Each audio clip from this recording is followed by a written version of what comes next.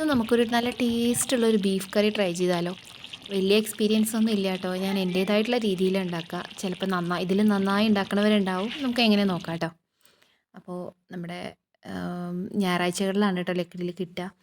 അപ്പോൾ എല്ലാ പ്രാവശ്യവും ഞങ്ങളങ്ങനെ എല്ലാ ആഴ്ച ഞായറാഴ്ച അങ്ങനെയൊന്നും വാങ്ങില്ല. എപ്പോഴെങ്കിലും ഒരു 3, 4 മാസം കൂടുമ്പോൾ ചിലപ്പോൾ ഒരു കൊല്ലത്തിൽ 2 പ്രാവശ്യമൊക്കെയാണ് ബീഫൊക്കെ വാങ്ങാറുള്ളൂ കേട്ടോ. ബീഫ് കറി നമ്മൾ എന്തെങ്കിലും പൊറോട്ട വാങ്ങുമ്പോൾ വാങ്ങുന്നല്ലാതെ വീട്ടിലുണ്ടാക്കാൻ വേണ്ടിയിട്ട് ചുരുക്കം ഉണ്ടാവുള്ളൂ. ചിലപ്പോൾ ഒരു 3 മാസം കൂടുമ്പോൾ അല്ലെങ്കിൽ ചിലപ്പോൾ കൊല്ലത്തിൽ 2 പ്രാവശ്യമൊക്കെ വാങ്ങാറുള്ളൂ കേട്ടോ. ചിലപ്പോൾ പൂരത്തിന് മാത്രമേ വാങ്ങാറുള്ളൂ. ഇവിടെ ഞായറാഴ്ചകളിലൊക്കെ അങ്ങനെയാണ്. അപ്പോൾ ഞാൻ എൻ്റേതായിട്ടുള്ള രീതിയിലാട്ടോ. ഞാൻ കുറച്ച് കറിവേപ്പിലയും മഞ്ഞൾപ്പൊടിയും ഉപ്പും കൂടി ഇട്ടിട്ട് കുക്കറിലിട്ട് കുറേ വിസിലടിക്കാറാണ് പതിവ്. പക്ഷേ ഇന്ന് എനിക്ക് അധികം വിസിലടിക്കാൻ പറ്റിയില്ല. കാരണം നമുക്കിത് വീഡിയോ കാണുമ്പോൾ മനസ്സിലാവും കേട്ടോ. വിസിൽ കൂടെ കുറച്ചിങ്ങനെ വെള്ളം വരില്ലേ. അപ്പോൾ നമ്മൾ ബാക്കി അടുപ്പത്തിട്ട് വേവിക്കുകയാണ് ചെയ്തത് കേട്ടോ. കാണാം കേട്ടോ പോകുമ്പോൾ.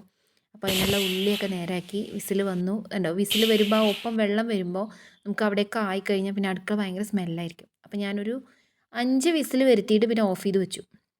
എൻ്റെ ഉള്ളിയൊക്കെ ഇങ്ങനെ അരിഞ്ഞു. ചിലപ്പോൾ ഇങ്ങനെ സാധാരണ നേരത്തെ വാങ്ങുമെന്ന് പറഞ്ഞാൽ ഞാൻ അതൊക്കെ റെഡിയാക്കി വെക്കും കേട്ടോ. പക്ഷേ ഇതിപ്പോൾ പെട്ടെന്നാണ് വാങ്ങിയിട്ട് വന്നത്. അപ്പോൾ പിന്നെ വേഗം അത് വേവണ സമയം കൊണ്ട് വെളുത്തുള്ളിയും ഒക്കെ നേരാക്കി വെളുത്തുള്ളിയും കാന്താരി മുളകും ഇഞ്ചിയും ഒക്കെ കൂടിയ പച്ചമുളകില്ല കാന്താരിനെ ഇട്ടിട്ടുള്ളൂ കേട്ടോ. ശരിക്കും ബീഫ് കറി വെക്കുമ്പോൾ നല്ല ചെറിയുള്ളിയാണ് നല്ലത്. പക്ഷേ നമ്മുടെ അടുത്ത് എപ്പോഴും ചെറിയുള്ളി കണക്കായിരിക്കും. ചെറിയുള്ളി ഇപ്പോഴും ഉണ്ടായിരുന്നില്ല. അപ്പം ഇന്നലെ കഴിഞ്ഞിട്ടേ ഉണ്ടായിരുന്നുള്ളൂ കേട്ടോ. അപ്പോൾ പൊടികൾ പിന്നെ ഞാൻ ഇടണത് കാണിക്കാൻ പറ്റിയില്ല, എടുക്കാൻ മറന്നു. മുളക് പൊടി, മല്ലിപ്പൊടി, ഗരം മസാല എല്ലാം കൂടിയാണ് കേട്ടോ അത്. പിന്നെ നമ്മുടെ കുരുമുളക്, വറ്റൽമുളക് അതൊക്കെ. അപ്പോൾ പിന്നെ അപ്പോഴേക്കൊക്കെ വെന്തു എന്ന് പറയാം. പകുതി മുക്കാലും ആയിട്ടുണ്ടായിരുന്നു. കുറച്ചും കൂടി ആവാണ്ടായിരുന്നു കേട്ടോ ബീഫ്. അപ്പോൾ ഇത് പെരുംജീരകം, കുരുമുളകും വറ്റൽമുളകും കൂടിയിട്ട് ഒന്ന് നന്നായി ചൂടാക്കുക. നന്നായിട്ട് ഇങ്ങനെ നമുക്ക് ഒന്ന് നന്നായി ചൂടായി വരില്ലേ, ആ പാകത്തിന് വരുമ്പോൾ ഞാൻ ഈ പൊടികളൊക്കെ കൂടി കുട്ടി ഇളക്കി ഒന്ന് നന്നായി നമ്മൾ എന്താ പറയുക ലോ ഫ്ലെയിമിലിട്ടിട്ട്, അല്ലെങ്കിൽ ഒക്കെ കൂടി കരിഞ്ഞാൽ സ്മെല്ല് മൊത്തം മാറുമല്ലോ.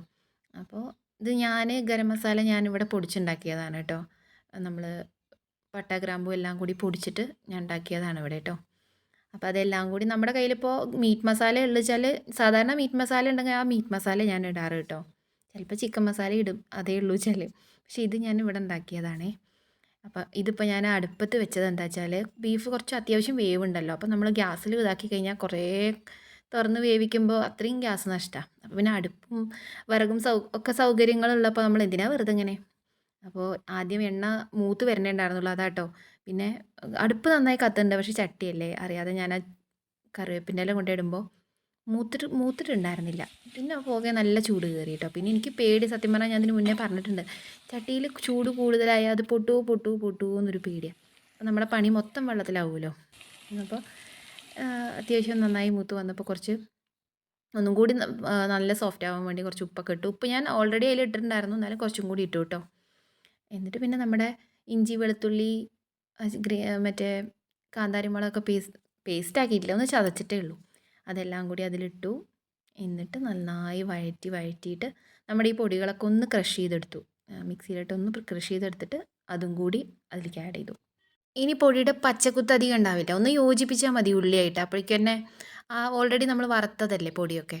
എന്നിട്ട് പിന്നെ തക്കാളി ഇട്ടിട്ട് നന്നായി യോജിപ്പിക്കുക. തക്കാളി ഇട്ടിട്ട് സാധാരണ ഒന്ന് അടച്ച് വെക്കണം. പക്ഷേ എനിക്ക് ഈ ചട്ടിയും പിന്നെ അടുപ്പും അല്ലേ, അത്യാവശ്യം നല്ല ചൂടുണ്ട്, അപ്പുറത്ത് ചോറാവുകയാണ്. അപ്പോൾ നമുക്ക് അടി പിടിച്ചാൽ പിന്നെ ഇത്രയും പണികളും വേസ്റ്റ് ആവും. അപ്പോൾ ഞാൻ ഈ തുറന്ന് വെച്ചിട്ട് തന്നെ അതിനെങ്ങനെ കുത്തി കുത്തി ഉടച്ചെടുക്കുമല്ലോ, നമ്മൾ ആ യോജിപ്പിച്ച് എടുക്കുമല്ലോ, അങ്ങനെ എടുത്തു കേട്ടോ. പിന്നെ നമ്മുടെ ബീഫിൽ അത്യാവശ്യം നല്ല വെള്ളം ഇറങ്ങിയിട്ടുണ്ടായിരുന്നു. അപ്പോൾ ഞാൻ സാധാരണ ഇങ്ങനെയൊക്കെ ഒരു ഇത് ഉണ്ടാക്കിയിട്ട് ആ ഗ്രേവി നമ്മുടെ ആ ഒരു വെള്ളം അങ്ങോട്ട് ഒഴിച്ചിട്ട് ഒന്ന് കുറച്ച് തിളപ്പിച്ച് കഴിഞ്ഞാൽ ഒരു കുറുകലുണ്ടാവും. അത് എല്ലാവർക്കും അറിയുണ്ടാവും കേട്ടോ. അതിൻ്റെ ഇടയിൽ എൻ്റെ ഷോ ആണത്. അടുപ്പ് കെട്ടപ്പോൾ ഊതുന്നതൊക്കെ വീഡിയോ എടുക്കേണ്ട ആവശ്യമൊന്നുമില്ല, വെറുതെ ഇരുന്നോട്ടെ. പിന്നെ കൊട്ടണ സമയത്ത് ഞാൻ വിചാരിച്ചു, ഈശ്വര ഇനിയിപ്പോൾ പറ്റില്ല, അന്നത്തെ പോലെ മാറ്റേണ്ടി വരുമോ, ചിക്കൻ വെച്ച പോലെ ആവുമോ വിചാരിച്ചു. അപ്പോൾ പിന്നെ കുഴപ്പമില്ല, അപ്പോൾ കറക്റ്റായിരുന്നു കേട്ടോ. ചട്ടി കറക്റ്റ് തന്നെയായിരുന്നു, നമുക്ക് ഇളക്കാനൊക്കെ പറ്റിയിട്ടുണ്ടായിരുന്നു. നമുക്ക് ചട്ടിയിലുണ്ടാക്കുമ്പോൾ എന്തായാലും അതൊരു വേറൊരു ടേസ്റ്റ് അല്ലേ. അതിപ്പോൾ കഴിക്കണേക്കാട്ടിലും അത് ഇരുന്ന് ഒന്നും കൂടി ഒന്ന് യോജിപ്പ് വരുമ്പോൾ ഭയങ്കര ടേസ്റ്റാണ് കഴിക്കാൻ. ആ ചട്ടിയിൽ ചോറിട്ടാലും നല്ല ടേസ്റ്റാല്ലേ. അപ്പോൾ നല്ല അടുപ്പ് നന്നായി കത്തുന്നുണ്ട്, നല്ല തിളച്ച് മറിഞ്ഞ് നന്നായി വെന്തു കേട്ടോ. അത്യാവശ്യം ആ ഒരു ഫസ്റ്റ് എടുത്തപ്പോൾ വെന്തിട്ടുണ്ടായിരുന്നില്ല. പിന്നെ കുറേ നേരം, ഇതിപ്പോൾ നമുക്ക് എല്ലാം ഫുള്ളും കാണിക്കില്ലല്ലോ, കുറേ നേരം ഇട്ടിട്ട് ഇതാക്കിയിട്ടാണ് നല്ല എണ്ണയൊക്കെ തെളിഞ്ഞ് വന്നിട്ടുണ്ടായിരുന്നു കേട്ടോ. അപ്പോഴേക്കും നന്ദു അമ്മ കഴിക്കായോ കഴിക്കായോ ഇട്ട് കുറേ പ്രാവശ്യം വന്നു കേട്ടോ. ഞാൻ ഈ ബീഫൊക്കെ ആണെന്നുണ്ടെങ്കിൽ നമുക്ക് നേരത്തെ കിട്ടിയാൽ വേഗം പണി കഴിയും. ഇത് കുറച്ച് വൈകിട്ടാണ് കിട്ടിയതും പിന്നെ അത്യാവശ്യം വേവും ഉണ്ടല്ലോ, അല്ലാതെ കഴിച്ച് വയറുവേദന വരുത്തണ്ടല്ലോ. അപ്പോൾ അവൻ വേഗം പ്ലേറ്റ് എടുത്തിട്ട് വന്നു. അപ്പോൾ അവന് എരിവ് കുരുമുളകിൻ്റെ ഒക്കെ ഒന്ന് മുന്തി നിൽക്കുന്നുണ്ട്. എരിവും എല്ലാം അത്യാവശ്യമുണ്ട്, കുഴപ്പമില്ല. പൊറോട്ടയുടെ കൂടെ ആണെന്നുണ്ടെങ്കിൽ അടിപൊളിയായിരിക്കും കേട്ടോ.